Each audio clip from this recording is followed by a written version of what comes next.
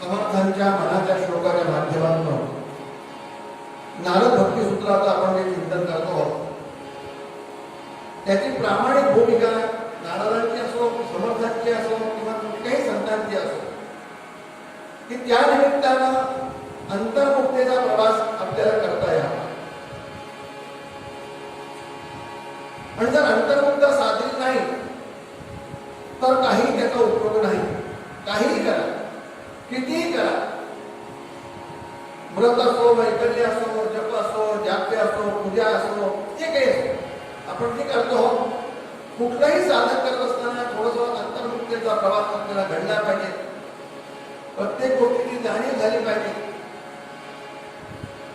आणि म्हणून एका संतांनी खूप चांगलं वाटलेलं आहे, कारण की या जगामध्ये काहीच वाईट नाही. आपल्याला सगळं वाटतं पण भगवंताने निर्माण केलेलं हे सगळं जग अतिशय सुंदर आहे. मग असं का होतं? याचं कारण आपल्या दृष्टीमध्ये दोष. जय जय रघुवीर बुरा न देखन मैं गया, बुरा न देखन कोई, बुरा देखन मैं गया, बुरा न मिलिया कोई. बरोबर. परिणाम काय झाला? दुर्योधनाला सांगितलं की एक चांगला माणूस जरा शोधून घेऊन ये म्हणा. एक चांगला माणूस शोधून घेऊन ये. दुर्योधनाला एकही चांगला माणूस सापडला नाही. आणि धर्मराजाला पाठवलं एक वाईट माणूस जो शोधून आला. धर्मराजाने सांगितलं महाराज एकही वाईट माणूस नाही. म्हणजे काय? याचा अर्थ असा कि हा दृष्टिभेद है. भला या बुरा न रूप से कहलाता है, भला या बुरा न रूप से कहलाता है. ये दृष्टिभेद है जो दोष गुण बतलाता है.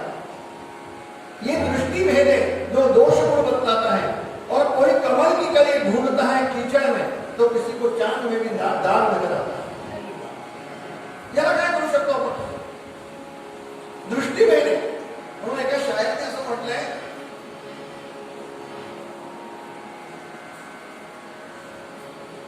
आईने पर धूल को मैं साफ करता चला गया, आईने की धूल को मैं साफ करता चला गया, बहुत साफ किया, बहुत साफ किया।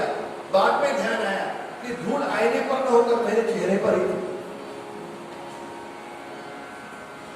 याचा अर्थ असा आहे की जोपर्यंत आम्ही बहिर्मुख आहोत तोपर्यंत हे सगळं जाणवतो, पण अंतर्मुक्तीचा जर प्रवास केला आणि ती अंतर्मुक्ता तिथे अभिप्रेत आहे साधनेच्या भूमिकेत. म्हणून आपण सूत्र बघतो वेगळे वेगळे. नुत्साही भवती, आपण काय पाहिलं, एक लक्षात ठेवा, भूतकाळातलं ओझ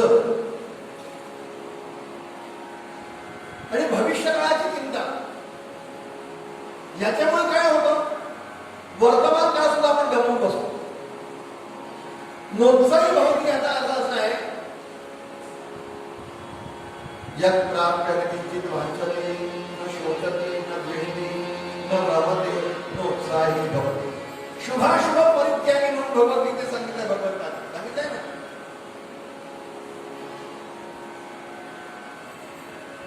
न शोचती न द्वेष्टी न रमते, न रमते म्हणजे यो न हृष्यति, भगवान भगवान म्हणा.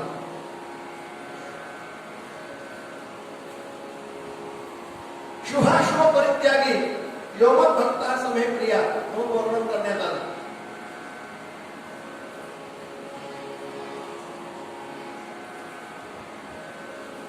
वर्तमान काळाचा सुद्धा आपण येथे आनंद घडवून बसतो आणि जरा जराशा गोष्टीमुळे नको तिथे आपल्याला उत्साह असतो. म्हणून एक दोष सांगितलाय, उत्साह असणं ठीक आहे, पण काही लोक ओव्हर एक्साइटेड असतात. स्वभावामध्ये तो दोष असतो, भयानक एक्साइटमेंट असतो, भयानक. तुम्ही किती त्यांना रोखण्याचा प्रयत्न करा, तुम्ही रोखू शकत नाही. मग तो सुद्धा जो उत्साह आहे तो अतिशय घातक आहे, तो दोष आहे मला. तुम्ही बघा आजकाल व्हॉट्सअपवर बघा, व्हॉट्सअपचं प्रकरण सुद्धा आलंय. सारखे सारखे सारखे त्याच त्याच गोष्टी फिरून काय येतात, तो समोर तर बघतच नाही, त्यांनी आधीच पाहिलं की फॉरवर्ड जय जय रघुवीर, त्याच त्याच गोष्टी त्याच त्याच गोष्टी. कारण इतकं एक्साइटमेंट असं की अरे ते पाठवलं गेलं, किती किती किती किती त्याच त्याच गोष्टी त्याच त्याच गोष्टी असतात. म्हणून पुढे काय सांगितलं, नोत्साही भवती.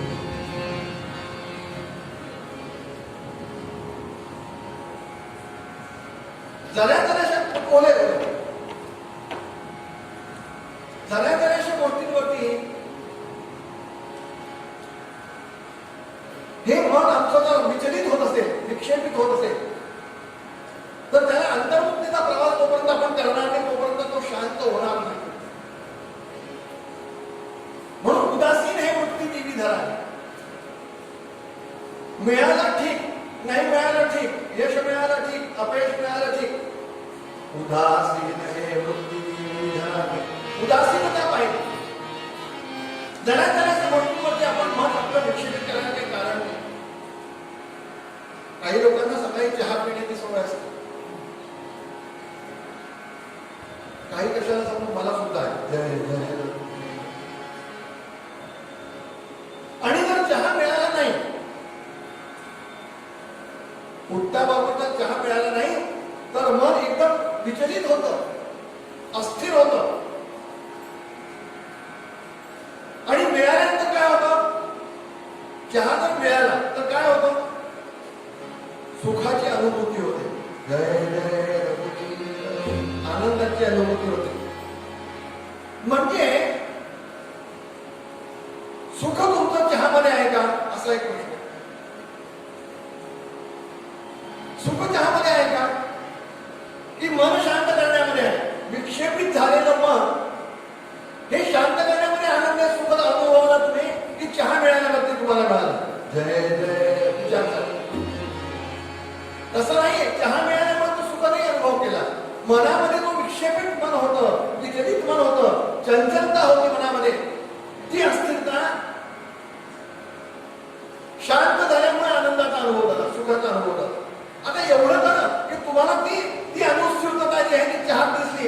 म्हणून ते जाणवतं.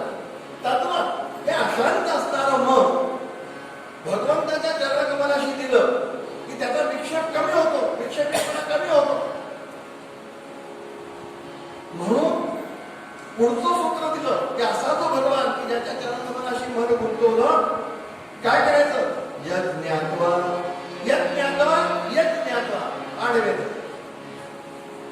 त्याला जाणलं पाहिजे, त्याचं ज्ञान त्याची संपादन केलं पाहिजे. काही वेळा भक्ती लोक शास्त्राचे लोक म्हणू शकतात, अरे ह्या गोष्टीचं काय गरज आहे, ह्या ज्ञानाची काय गरज आहे, ह्या ज्ञानाची काय नाही. तात्पर्यामध्ये म्हणून तेवढं नुसतं सिद्धांत मांडला, भक्तीचे योगे देव निश्चय पार्वती मानव ऐसा आहे अभिप्राव. ह्या सिद्धांताला स्पष्ट करण्यासाठी 7,500 ओव्या समर्थांनी खर्ची घातल्या. कशाला? सगळ्या गोष्टींची आवश्यकता आहे. त्या परमेश्वराचं ज्ञान म्हणजे एवढं व्यापक ज्ञान आहे जगाला. म्हणून त्याला जाणलं पाहिजे. त्याला जाणल्यानंतर असं यज्ञ ज्ञात्वा म्हणजे याला जाणल्यानंतर त्याच्यापूर्वी काय होतं? यत् प्राप्य न किंचित वांछते. त्याच्या पूर्वी काय होतं? लभते, लाभ होतो, प्राप्त होतो आणि मग ज्ञान होतं. व्यवहारात काय होतं? व्यवहारात आधी आपण त्या गोष्टीला जाणतो, मग प्राप्तीसाठी प्रयत्न करतो, मग तिथे लाभ होतो. इथे उलट आहे. अथा तो भक्ती व्याख्या सर्व सात्वस्मिन परमप्रेम रूपात अमृत स्वरूपात या लब्धा पुमान सिद्ध भवती. यदि लाभ झाला, पण या प्राप्त्याने किंचित वांछती प्राप्ती झाली. आणि आता यत् ज्ञात्वा, तिला जाणून घेतलं पाहिजे. ज्ञानाची आवश्यकता आहे ना? आहे. आत्मज्ञानम विना पाप सर्व कर्म निरर्थकम. भगवान गीतेमध्ये बोललाय. आज त्यांचा दिवस आहे भगवंताचा. सर्व जरी कर्म केलं, भक्ती ज्ञान सर्व प्राप्त केलं, ज्ञान त्यासाठी महत्वाचं आहे. म्हणून आपल्या इथे 3 मार्ग प्रामुख्याने सांगण्यात आले. कर्म मार्ग, भक्ती मार्ग आणि ज्ञान मार्ग. यांची सांगड कशी आहे? यांची सांगड कशी आहे? पाण्याचं माठ असतं ना, पाण्याचं माठ, त्याच्या खाली आपण तिवई ठेवतो. तिवई ठेवतो की नाही ठेवतो? म्हणजे काय असतात? तिला 3 जे आहेत हे असतात, पाय असतात. त्यातला एक पाय तोडून बघा, ते माठ राहतं का? जय जय रघुवीर. कर्मज्ञान, ज्ञान आणि भक्ती एवढंच तिघांचं महत्व आहे. तुम्ही एक पाय ओढून बघा, 2 साधणार नाही. जय जय एवढं महत्वाचं आहे. मग दोघांमध्ये अंतर आहे का? थोडंच अंतर आहे. ज्ञान मार्गाचं अंतर आणि भक्ती मार्गाचं श्रेष्ठता काय माहिती का? भक्ती मार्गामध्ये म्हणजे कसं आहे? भक्ती मार्गाचा साधक कसा आहे? भक्ती मार्गाचा साधक मांजरीच्या पिलासारखा आहे आणि ज्ञान मार्गाचा साधक माकडीच्या पिलासारखा आहे. जय जय रघुवीर. काय सुंदर उदाहरण आहे. ज्ञान मार्गाचा साधक माकडीच्या पिलासारखा आहे. म्हणजे काय होतं माहिती का? त्या पिलाला आईच्या गळ्यामध्ये धरून ते पिल्लूच आईला घट्ट धरतं. माकडीचं पिल्लू बघा तुम्ही. आता जो व्यवस्था झाली आहे युट्यूबवरती काना तुम्हाला लक्षात आहे. ते पिल्लाने घट्ट धरलेलं असतं आणि ही उचलकूद करत राहते माकडे, इकडून तिकडे तिकडून तिकडे. तर ह्याचा हात सुटला तर हे खाली पडणार. पण भक्ती मार्गाचं तसं नाहीये. भक्ती मार्गाचं काय? मांजरीच्या पिलासारखं आहे. मांजर कशी असते?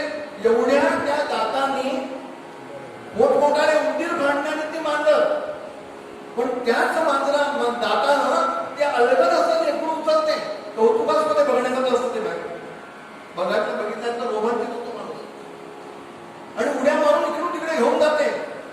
त्याच्यामध्ये ते पिल्लू निर्धास्त असतं, उचलणारी आई आहे. तद्वत भक्ती मार्गात म्हणून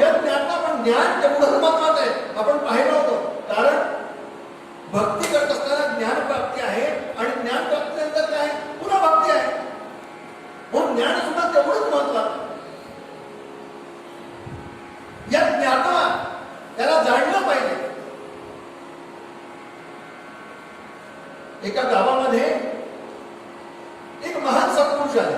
महान अशी म्हटले, एवढ्यासाठी म्हटलं की तीनच गोष्टी त्यांच्याजवळ होत्या. काय? सोटा, लोटा आणि लंगोटा. जय जय बस. त्यांची अवस्था पाहिली आणि एकंदर मुद्रा पाहिल्यानंतर लोकांच्या लक्षात आलं, गावाच्या जवळपास असणारी गाव ते असे झाडाखाली थांबले होते की यांच्याकडे काहीतरी जाणून घेतलं पाहिजे. फार मोठे सत्पुरुष आपल्याला काहीतरी लाभ घेऊन घेता पाहिजे. म्हणून गावातले सर्व लोक त्यांच्याकडे गेले. म्हणाले, महाराज काही तर सत्संग झाला पाहिजे. ते म्हणाले, मा सत्संग वत्संगाच्या भानगडीत मी पडत नाही, मी काही कीर्तनकार प्रवचनकार नाही. मग मी आपल्या भजनामध्ये मस्त असतो. मला असं काय करतात लोक टेबलवाणी झाले. मला असं करू नका, आपला लाभ आम्हाला मिळाला पाहिजे तर फायदा देतात. आपल्या एवढ्या याच्यात काय उपयोग आहे आमच्या दृष्टीने? बर, माझ्या एका प्रश्नाचं जर उत्तर दिलं तर मी सत्संग करेन, नाही तर मी निघून जाईल. महाराजांनी देऊ त्या प्रश्नावर नक्की नक्की सत्संग करू ठेवा. आता ती गावातली व्यवस्था, सर्वांच्या बरोबर सगळ्या कमिट्या बनल्या, लगेच मोठा पेंडॉल, मोठा मंच. महाराजांना योग्य वेळी ठरल्याप्रमाणे झालं. महाराजांना बोलवण्यात आलं. महाराजाने काहीच नव्हतं, फक्त अवलिया प्राणी. महाराजाने सगळ्यांनी वंदन केलं. सगळे आपण पेंडॉल पूर्ण भरलेला आहे गपचून. महाराज मंचावर आहे आणि महाराजांनी प्रश्न विचारला, काय आपण आता एक सत्संग करणार आहोत, ज्या भगवंताचा सत्संग करणार आहोत त्याला तुम्ही जाणलाय का? तुम्ही त्याला जाणता? लोक म्हणाले, आम्ही जाणतो महाराज, म्हणून आम्ही आलोय. का नाही जाणत? हे सगळं जगाच्या सगळं चाललंय, त्याच्याच कृपेने चाललंय महाराज. काय त्याची कृपा आहे म्हणून आम्ही जगतोय. छान म्हणाले. जाणता ना? नक्की जाणतो म्हणले महाराज. म्हणून तर एवढं भागवताने सांगितलं, आपला सत्संग ठेवलाय. महाराजांनी कमांडर उचलला आणि निघून गेले. लोक म्हणाले, महाराज एवढं सगळं पेंडॉल निघून म्हणाले झालं. त्यात काही म्हातारे पितारे लोक म्हणाले, मनुष्य कवली आहे, आपलं कर्तव्य आहे, त्यांना विचारलं पाहिजे. चला, ते काय ऐके ना, ते निघून गेले आपल्या जागेवर टाकतो. मग हे सगळे लोक पुन्हा त्यांची कमिटी, ते सगळे मोठमोठे लोक सगळे ते गेले, प्रतिष्ठित लोक. महाराज म्हणाले, महाराज असं काय करता? म्हणाले, महाराज आमच्यावरती अवघड पाहता. अरे म्हणाले, तुम्हाला विचारला प्रश्न की तुम्ही त्याला जाणता का? तुम्ही मला जाणतो. मग आता सत्संगात मी विशेष काय करणार होतो? जे मी करणार होतो तुम्हाला माहितीच नाही म्हटलं, तर मग आता सत्संग कशाला करायचं? नाही म्हणाले, मला असं काय करू नका. मग रात्री मीटिंग झाली गावामध्ये की आता हा सत्संग कसा करायचा? महाराज आपल्या प्रश्नाचं उत्तर आम्ही देऊ. पहा बरं, माझ्या प्रश्नाचं उत्तर नक्की दे, उद्या येतो मला, पुन्हा करावं. रात्री मीटिंग झाली गावामध्ये. त्यात काही वयोवृद्ध मंडळी होती, ज्ञानवृद्ध होती, तपवृद्ध होती. ते म्हणाले, महाराज म्हटले, आता काय जाणता का? तर काय सांगायचं? सांगायचं नाही जाणार. नक्की नक्की ठरलं गावाला, त्यातून नाही सांग. महाराजांनी विचारलं, महाराजांनी विचारलं, काय हो मंडळी, गावाची मंडळी, गावकरी मंडळी, त्या भगवंताचा आपण सत्संग करणार आहोत, त्याला जाणता का? त्याला मानता का? सगळे लोक आम्ही नाही जाणत. म्हणतो काय करतो काही करतो का? म्हणाले, सगळं आपल्यालाच करावं लागतं. सगळा पुरुषार्थ पशीने घाण करून सगळं करतो, धावपा करतो, तेव्हा सगळी शेती सगळं करतो, तेव्हा सगळी सुटकी अशी चालली. म्हणून त्यांनी पुन्हा कमांडर उतरला, निघून गेले. जर तुम्ही जाणतच नाही, मानतच नाही त्या देवाला, तर त्याचा सत्संग करून तरी काय म्हणाले? काय होतं? अशा अश्रद्ध लोकांच्या समोर काय सत्संग करायचं? कशाला वेळ फालतू करताय? काही कळे ना. पुन्हा विनंती केली, एक चान्स आणखी देतो म्हणा. मग ती वयोवृद्ध मंडळी बसली. पुन्हा रात्री मिटिंग झाली 12 वाजेपर्यंत. काय करायचं? आपली काहीतरी स्ट्रॅटेजी पाहिजे की नको. मग त्यांनी ठरवलं की आता असं करा, 50-50% उत्तर द्या. एक जण 50 लोक म्हणतील गावातले, 50% लोक की आम्ही मानत नाही, जाणत नाही, पण 50% म्हणतील की आम्ही जाणतो. चालेल? ठरलं. महाराज मंचावर आले आणि मंचावर आल्यानंतर महाराजांनी प्रश्न केला, काय हो मंडळी, देवाला जाणता का? 50% लोक म्हणाले, आम्ही जाणतो. दुसरा आवाज आला, आम्ही नाही जाणत, आम्ही जाणतो, आम्ही नाही जाणत, आम्ही जाणतो. अहमदाबाद अमुकबाद अमुकबाद. महाराज विचारला कोण जाणतो? 50% लोक उभे राहिले. 50% लोक इकडे उभे राहिले. महाराज त्यांना म्हणाले तुम्ही जाणता? 50% लोक होते गावातले लोक. ते म्हणाले हो मी जाणतो. तुम्ही नाही जाणत. मग ते जाणणारे ते न जाणणाऱ्यांना समजून द्या. म्हणजे माझं काम काय म्हणाल तुम्ही करा आपसामध्ये सत्संग मी निघतो. कमांडर तुमचं निघून गेलो. सगळे लोक आले म्हणाले महाराज डोळ्यात अश्रू आले काही लोकांच्या. म्हणजे महाराज मला का परेशान करताय? आपण सत्संग होऊ दे ना. आपल्या मुखात होऊ द्या ना. महाराज काय म्हणाले? महाराज म्हणाले यस्या मतम तस्य मतम यस्या मतं तस्य मतं मतं यस्य न वेधसे अविज्ञातं विज्ञानतां विज्ञातं अविज्ञानतां यस्या मतं तस्य मतं मतं यस्य न वेधसे अविज्ञातं विज्ञानतां विज्ञातं अविज्ञानतां. गोपाल कृष्ण भगवान की जय. महाराज म्हणाले तुम्हाला सत्संगाचं रहस्य सांगतो. खूप डोकं करून खूप विस्तार करून तुम्हाला काय सांगतो आणि तेवढं सांगतो. लोकांना आनंद झाला. हे पहा जे जाणतायत म्हणतायत ना ती आम्ही त्याला जाणलं. त्याने त्या भगवंताला अजिबातच जाणलेलं नसतं. उलट जे जाणत नाही ना की जे म्हणतात आम्ही नाही जाणलं ते खरोखर त्या आहे ते प्रवासी असतात. जय जय. मी जाणता म्हणे तो काहीच नाही. माऊलीची ओवी आहे. अरे मी जो जाणता म्हणे तो काहीच नाही. ज्याने जाणता बोलणे अतर्क्या सितर्की असा मग जाणण्याचा अर्थ काय? जाणण्याचा अर्थ असा आहे त्याची व्याप्ती ओळखून त्याला अपेक्षित असणारी सगळे कर्म ओळखून त्याला अपेक्षित असणारं ते कर्म आमच्याकडून घडायला पाहिजे. जाणण्यामध्ये दुसरं आम्ही त्यांना ओळखतो हे ते ओळख नाही. म्हणून आत्मावाने श्रोतव्य हा मंतव्य हा निधिध्यासितव्य असं म्हटलेलं आहे. त्याचं श्रवण करा, मनन करा, त्याचा निधिध्यास करा. त्याला जाणल्यानंतर त्याचा निधिध्यास व्हायला पाहिजे. श्रवण ठीक आहे की आम्ही त्याला ओळखलं समजलं. या सूत्रांच्या माध्यमातून ते भगवत स्वरूप काय ते ओळखलं जाणलं. पण ते उतरलं पाहिजे ना आपल्या आचरणामध्ये. हे कोणी उतरवलं? यथा ब्रज भूमिकानां. लोहणींनी काय केलं? त्याला ओळखलं. दुर्योधनाने ओळखलं नाही. वसुदेवानं मुलगा म्हणून ओळखलं. पण अर्जुनानं ओळखलं. आणि त्याचा परिणाम अर्जुन झोपले असताना सुद्धा अर्जुनाच्या रोमरोमातनं ध्वनी यायचा. कृष्ण कृष्ण जय कृष्ण कृष्ण जय कृष्ण कृष्ण जय कृष्ण. रोमरोमातनं रंध्रातनं भगवंताचा ध्वनी यायचा. काय श्रेष्ठ दर्जाचे भक्त आहेत करतो. याला म्हणतात परावाणीचा स्फोट होणं. अजप. आणि भगवान झोपले. क्षमा करा अर्जुन झोपले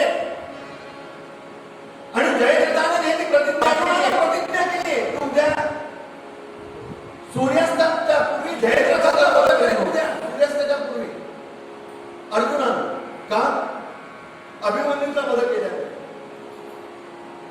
कौरवांची रणनीती फक्त एकच होती. काय? जयद्रथाला फक्त वाचवणे. जयद्रथ जर वाचला तर उद्याच्या सूर्यास्तापर्यंत ते अर्जुन स्वतः अग्निकाष्ठ भक्षण करते. संपलं. पांडवांसाठी काही विशेष करायची गरजच नाही. आणि ही प्रतिज्ञा अर्जुनाची प्रतिज्ञा भगवंताने ऐकली मात्र. तुम्हाला गंमत सांगतो. रात्रभर भगवान जे ते हिऱ्या मारतायत द्यायचे नाही. झोप नाही. आणि अर्जुनाला उठवलं भगवंताने. आणि झोपलाच काय? उद्याची त्यांची व्यवस्था अशी आहे म्हणाली. तुला झोप कशी येते? अर्जुनाला काय उत्तर द्यावं? अर्जुन म्हणाला देवा तू जर जागा असत तर मला आता कशाला जागा नव्हतं. तू जर झोपला असतं तर मला जागा म्हणून ठीक आहे. पण तू जर माझ्या जागी जागा आहे म्हटल्यानंतर मग मला तरी झोपू दे.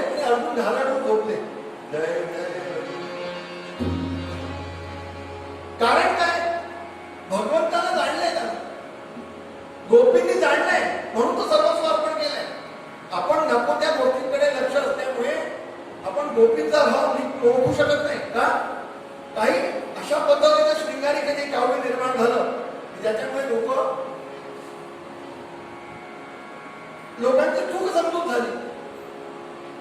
पण तसं नाहीये. सर्वस्वने देवाच्या सख्यत्वासाठी पडाव्या दिग्रगाचे तुम्ही सर्वही अल्पावे शेवटी प्राण तोही वेचावा, असं त्यांचं वर्णन. असा प्रसंग येतो. भगवान खरं म्हणजे लहानच आहे हो. आणि लहान असल्यामुळे आपण मी परवा सांगितलं 10 वर्ष 8 महिन्याचे असताना भगवंताने मुलाला सोडलं. त्यामुळे भगवान खेळायचे, सर्व प्रकारचे खेळ चालायचे. आणि काय काय करायचे? श्रीरंगा कमला श्रीरंगा कमला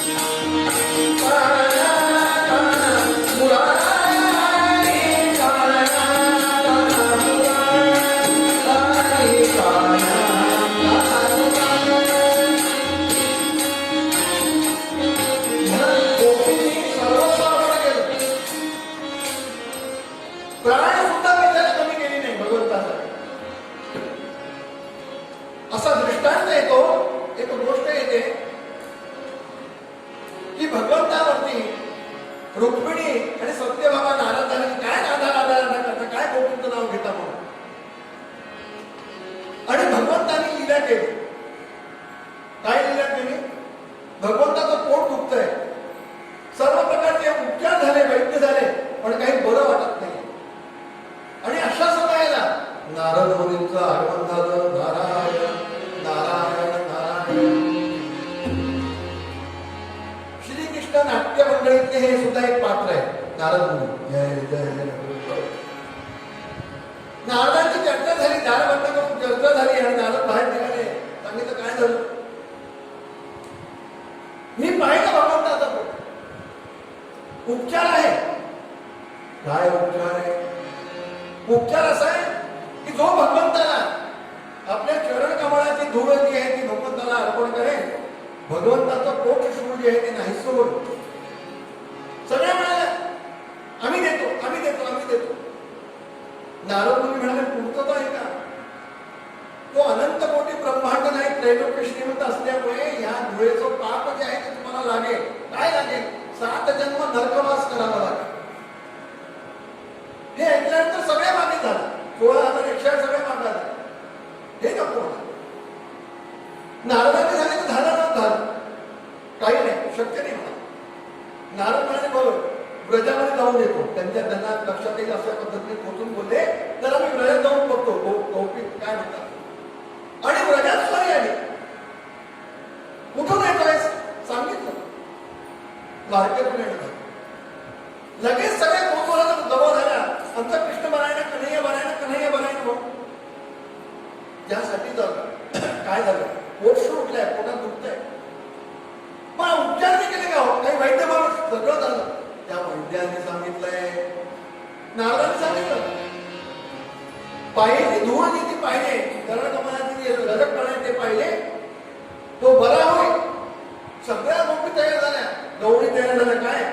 आमची होऊन जा, आमची होऊन जा. नारद म्हणाले पुढचा उत्तरार्थ आहे का? 7 जन्म जे आहे ते नरकवास भोगावा लागेल. त्या गवळींनी पाय धरले आणि नारदा 7 जन्म काय, त्याच्यासाठी 700 जन्म सुद्धा नरकवास भोगायची तयारी आहे. फक्त आमचा कन्हैया बरा व्हायला आणि सगळ्यांनी फटाफट आपली धूळ दिली. ती धूळ घेऊन जे आले मिळाले का नारदा? नारदांनी सगळं वृत्त सांगितलं. भगवंताच्या पोटाला लावलं, भगवान बरे झाले. ती सगळी लीला होती, नाटकच होतं. पण भगवंतांनी मग सांगितलं की तुम्ही जे म्हणता की राधेवर प्रेम आहे, गोपींवर प्रेम आहे, का नसावं? आणि म्हणून राधा म्हणजेच कृष्ण आहे, कृष्ण म्हणजेच राधा आहे. दोन नाहीच आहे. राधा एकदा भगवंताला असं म्हणाली, देवा अरे हे सगळे लोक चिडवतात मला, सगळ्या गोपी चिडवतात आणि मी गोपींना सांगते, गवळींना सांगते की कृष्ण माझा आहे, कृष्ण माझा आहे, कृष्ण माझा आहे. पण त्या गवळणी म्हणतात की कृष्णाच्या तोंडून तर ऐकू दे कधी की राधा माझी आहे म्हणून. तूच फक्त वन साइडेड म्हणते की कृष्ण माझा आहे, कृष्ण माझा आहे. मी आजपर्यंत त्याच्या तोंडून कधी ऐकलं नाहीये की राधा माझी आहे म्हणून. ही तक्रार राधेनं कृष्णाला केली. कृष्णाचं काय उत्तर आहे? कृष्ण म्हणाला, राधे मी एवढ्यासाठी असं म्हणत नाही की राधा माझी आहे म्हणून. राधा माझी आहे हे म्हणण्यात सुद्धा जो दुरावा निर्माण होतो तो सुद्धा मला सहन होत नाही. राधा म्हणजेच कृष्ण आणि कृष्ण म्हणजेच राधा. गोपाल कृष्ण भगवान ही अवस्था आहे. आणि कशाला प्राप्त केली आहे?